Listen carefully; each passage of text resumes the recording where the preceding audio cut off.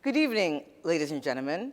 I'm your host, Trinity Abong, speaking to you live from 2051 for the Mapping Festival 2051, our 17th edition. I am here to explain to you the program of this morning and to also explain to you the programs which are happening tonight. This morning, we had a long and tiresome but amazing workshop with the wonderful Claire Elliott from France. We had a total of 7 participants, all females, with all kinds of different levels of experience. Some who couldn't sew, some who were professional designers, but none who had any experience of anything related to tech and electromagnetics. But luckily, everything went well, and every participant went home with a lovely customized t-shirt or piece of clothing with beautiful little luminous lights on them. So, right now, I am going to present to you an interview done by my co-host, Mathilde Girard, who interviewed our artist, Ted Herring, who built an installation at the Bandit Paquis called Antenna.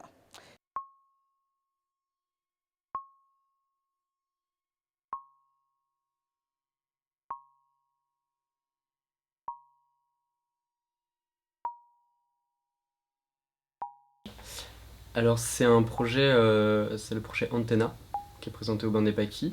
Du coup, pour faire simple, c'est une sorte d'antenne qui capte les champs électromagnétiques aux alentours, du coup les champs de proximité. Voilà.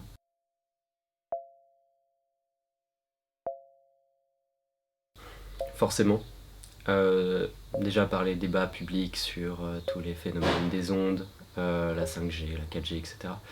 Mais ce que j'essaye de proposer par ce projet, c'est aussi un phénomène d'écoute active.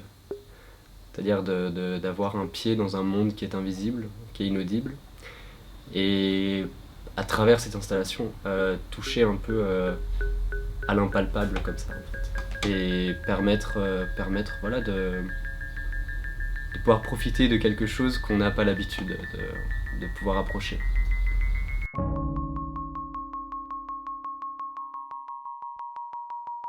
C'est forcément lié à la technologie, de par le fait que le sujet principal de cette installation, qui sont les champs électromagnétiques, nous en tant qu'êtres humains, on n'a pas les capteurs disponibles, on n'a pas été fournis avec ça. Donc je le vois comme cette possibilité technologique d'améliorer nos capacités de perception en fait. Ouais.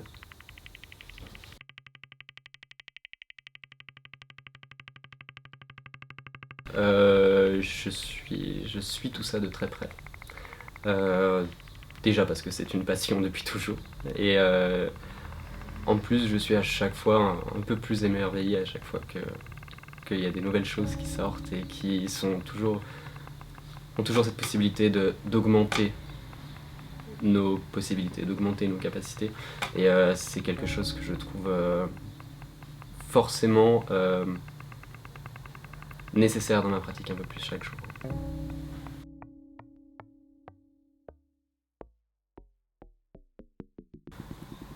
L'accélération de tout, forcément. La multiplication des questionnements.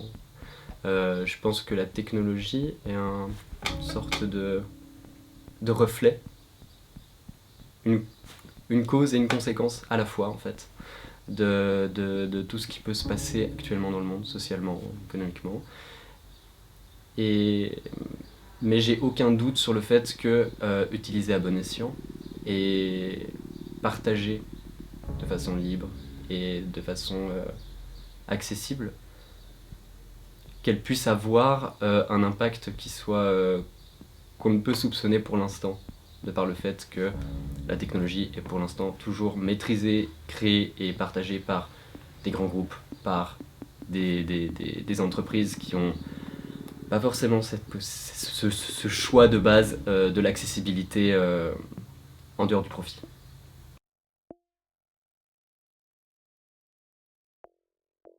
J'ai jamais eu vraiment de grande fascination de par mon travail artistique, tout ça pour d'autres périodes. J'ai vraiment l'impression d'être un enfant de mon temps d'être vraiment d'avoir baigné dans toutes ces pratiques, dans ces technologies. Et j'en retire une très grande satisfaction en fait. Je suis très content d'être né à cette période, de pouvoir évoluer dans cette période actuellement. Bien sûr, cette période est le fruit de mille chamboulements qu'il y a eu par le passé, mais je trouve qu'on a une chance incroyable à notre époque. Il y a une telle dynamique, une telle diversité, tel champ des possibles qui me fait assez peu regarder en arrière en fait.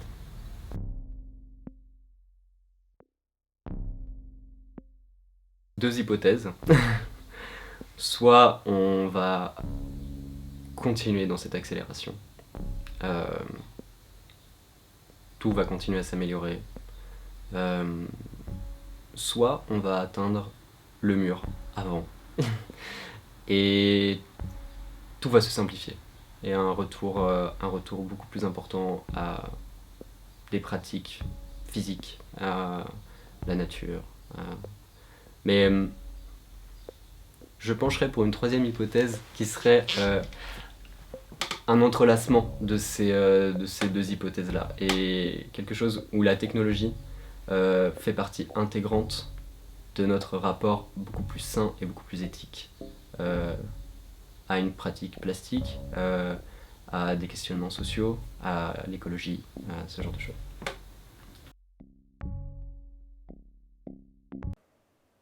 So that was the interview with Ted Haring. Is it just me or is he super cute? Nothing said. Anyway, now I'm going to present to you Anne Horel, coming also from France, who tomorrow will be presenting to us her workshop at 5 p.m. There are still a little few places available. Subscribe now online on our website to gain a place. Just in case any of you didn't manage to get a place, in case it was full, you can still watch the entire experience and the entire workshop online through Mapping TV, available on YouTube or our Facebook or on our website. However, only those who actually manage to gain a place can actually interact with the workshop. Anne Horel is also going to be presenting an installation live here in Geneva at Le Commun on Rue des Bains 34, where you will have certain screens with some iPads available for you to test her magnificent filters. Ici Genève. Geneva ground control. Over. Roger. Space station ready for landing on the base. Over. Roger. I copy that. Autorisation d'atterrissage sur Genève.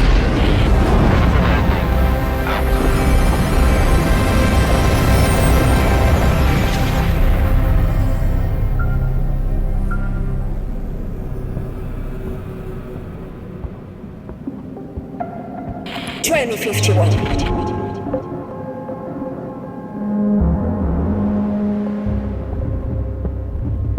Decentralization of mapping Festival 2059.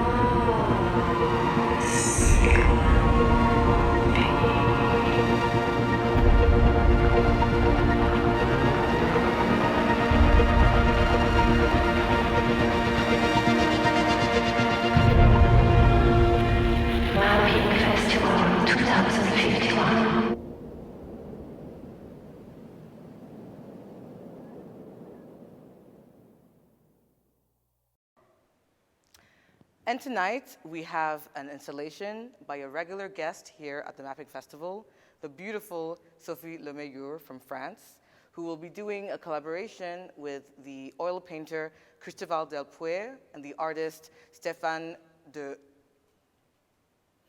Benjamin de Ferme. It will be taking place, It will be taking place in a mysterious location. I'm not sure exactly what it is, if it's a rave, if it's a gallery. All I can say is that the address is here in Geneva at 19 Avenue de la Forêt.